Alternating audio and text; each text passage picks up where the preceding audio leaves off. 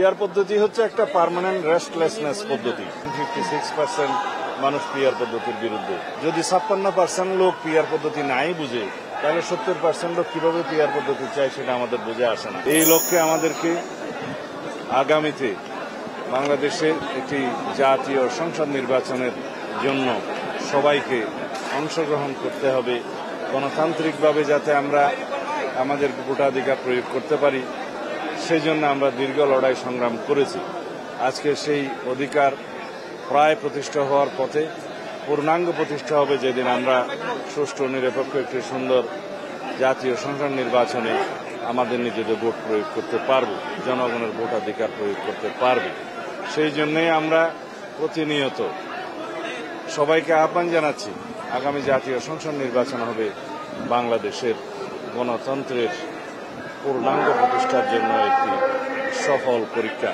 সুতরাং বন্ধুগণ, আমাদের মধ্যে যেন কোনো বিভাজন না থাকে, সকল রাজনৈতিক দলকে আহ্বান জানাই, বাংলাদেশের সকল জনগণকে আহ্বান জানাই, আমরা যেন একটা গণতান্ত্রিক প্রক্রিয়ায় উত্তরণ করতে পারি খুব সুন্দরভাবে। সেই জন্য আমরা সবাই মনোনিবেশ করি। আমরা অবশ্যই স্বীকার করব, বাংলাদেশের সকল জনগণ এখন নির্বাচনমুখী। বাংলাদেশে এখন নির্বাচনের আমেজ চলছে, আবহাওয়া চলছে। সকল প্রার্থীরা, সম্ভাব্য প্রার্থীরা এবং জনগণ ভোটের জনসংযোগে আছে। এই অবস্থায় কোনো দল যদি বিভ্রান্তি সৃষ্টি করে, নির্বাচনের পথে বাধা সৃষ্টি করে, জনগণ তাদেরকে চিহ্নিত করবে এবং রাজনৈতিকভাবে তাদেরকে প্রত্যাখ্যান করার সম্ভাবনা আছে।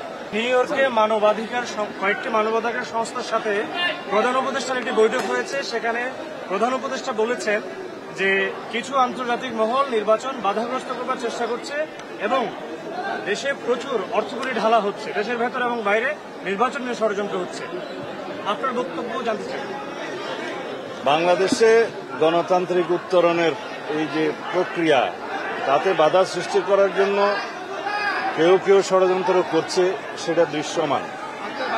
এখানে আন্তর্জাতিক মহলও থাকতে পারে, দেশি বিদেশি শক্তি সক্রিয়, সেটা আমরা অনুমান করতে পারি। কিন্তু বাংলাদেশের জনগণ এখন ঐক্যবদ্ধ। গণ অভ্যুত্থান পরবর্তী পরিস্থিতিতে বাংলাদেশের জনগণ সংকল্পবদ্ধ।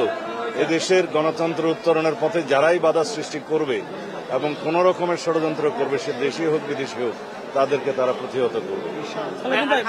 ইসলামী দল পিআর পদ্ধতি নিয়ে রাজপথে আন্দোলন করছে এবং তারা বলছে যে এই যে আপনি বলেন ধর্মীয় বিভাজন আপনারা চান না।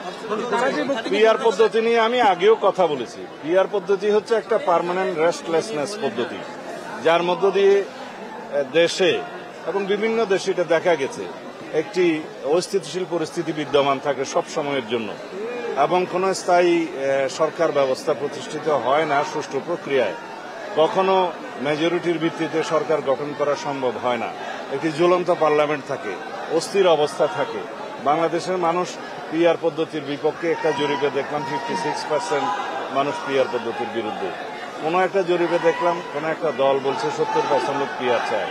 যদি 56% লোক পিআর পদ্ধতি নাই বুঝে, তাহলে 70% লোক কিভাবে পিআর পদ্ধতি চায় সেটা আমাদের বুঝে আসে না। আমরা পিআর মানে মনে করি পাবলিক রিলেশন, আমরা পিআর মানে মনে করি জনসংযোগ। এখন সবাই জনসংযোগে আছে, সেই পিআর আমরা বিশ্বাস করি। যারা প্রপোর্শনাল রিপ্রেজেন্টেশন মানে পার্মানেন্ট রেস্টলেসনেস প্রতিষ্ঠা করতে চায়, তারা সফল হবে না। ধন্যবাদ।